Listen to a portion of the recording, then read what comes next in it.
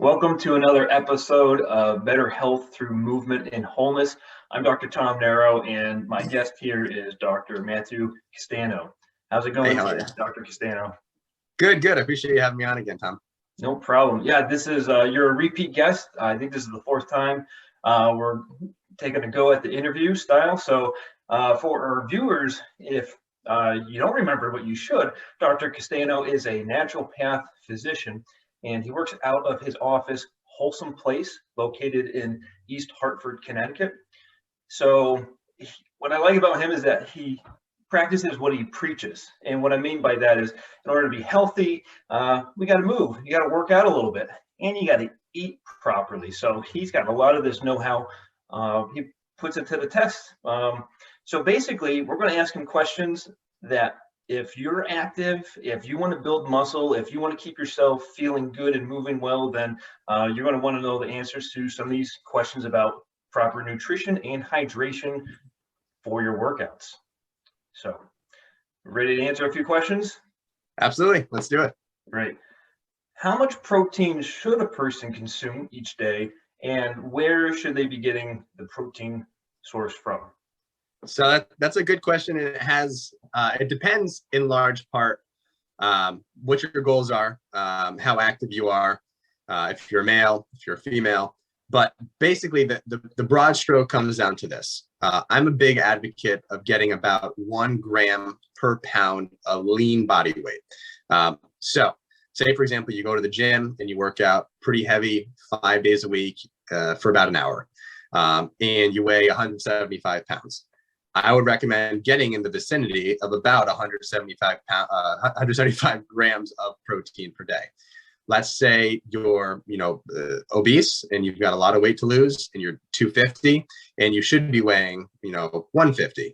Then you should be getting somewhere in the vicinity of about 125 to 150 grams of protein tops. Now, this is kind of flies in the face of a lot of what the conventional wisdom is.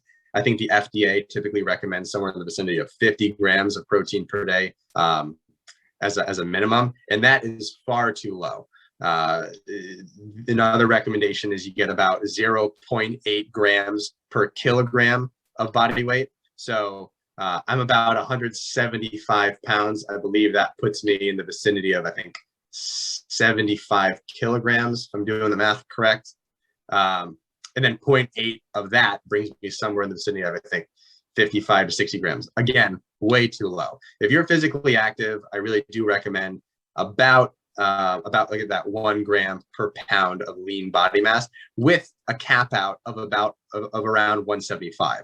If you're 225 pounds, you really don't need a whole lot more than 175. That's kind of the upper limit. But again, that does fly in the face of the conventional wisdom that say that you need a lot less. The unfortunate reality is that if you're following a vegetarian or vegan diet, the protein sources that come from plants just are not as well absorbed or bioavailable as animal sourced proteins. The amino acid composition is very different. It's oftentimes incomplete. So that's why you'll see in a lot of indigenous type of cultures, even like, Mexico and Spain, you have a lot of rice and beans being paired together, so that then you can then get that full amino acid profile that creates a complete protein.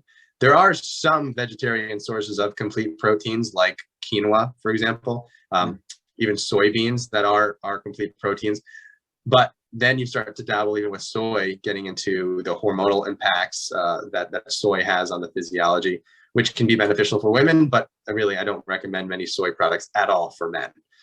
So I guess the broad stroke takeaways in answer to your question are: animal sources are definitely superior to plant sources as far as bioavailability and nutrient composition of protein. And the rule of thumb, I would say, is 1 gram per pound of lean body mass if you're active, about 5 times a week for about an hour. Or if you're inactive and you're not getting that much physical activity, I would recommend about 0.75 grams per kilogram, 0.75 grams per pound of lean body mass. Does that make sense? Yeah, it does. And I'm sure that it's great. We can hit pause on this later. We can go back and we can do the math. We'll crunch the numbers. Very helpful. Thank you.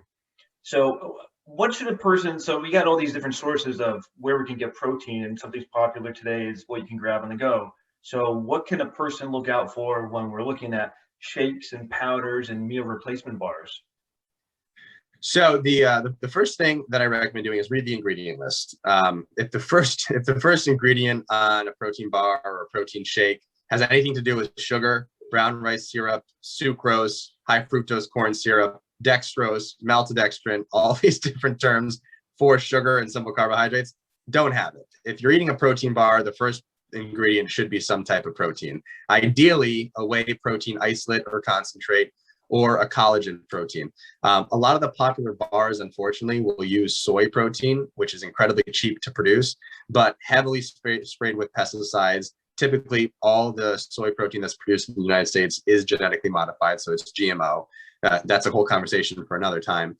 And then also there are other types of vegetarian-based proteins that kind of segue to what we just talked about before that really are not as well absorbed or bioavailable. So things like pea protein, hemp proteins, brown rice protein, not as good as something that's going to be collagen-based, a beef protein hydrolysate, or like a whey protein, assuming you can handle dairy. So that's kind of first and foremost. You got to read the ingredient list. Make sure there's not a lot of garbage or fillers in it.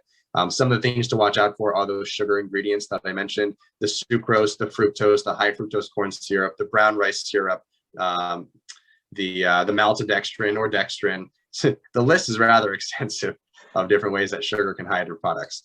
The other thing you want to watch out for are partially hydrogenated oils. So a lot of times, different manufacturers will take seed oils and hydrogenate them through a process of basically changing the molecular structure to make them more stable, kind of like actually a saturated fat. And that process creates something known as a trans fat. Now, you're not going to see a whole lot of these anymore in protein bars because I think the general public is waking up to how bad they are. But anytime you read any ingredient list that says partially hydrogenated anything, don't eat it. So you want to watch out for sugar. You want to watch out for partially hydrogenation. You want to watch out for artificial sweeteners. Aspartame, which you'll typically find in like chewing gums, can oftentimes be in different types of protein bars. Sucralose is used very frequently, and studies have shown that frequent use of fruit sucralose can screw up your GI tract and change the different types of bacteria that are in there. Really, the main types of sugar-free substitutes that I would recommend are stevia, xylitol, monk fruit, and allulose. Allulose is probably actually the best of them all, and then probably monk fruit and stevia. Those are good. What else should you watch out for in the list? Those are kind of the broad strokes of them. The type of protein, hydrogenation, and the sweetener are biggies. But overall, to be honest, I'm not a huge fan of protein bars. If you're in a pinch and you need something on the go, or you're in a competition, you need something, intra workout, protein bar is perfectly fine. But again, they should be used in the pinch, and you should be getting the majority of your calories from true meals in real food. Okay, yeah, great. Thanks for that last little tidbit. Yeah. All right, I have one more question. What is the best way to hydrate daily, and especially rehydrating after activity? Because it usually causes us to sweat. Yep. Good question. So I'm a big fan of water. I think, so much different marketing is placed on, you need Gatorade to refuel and this and that.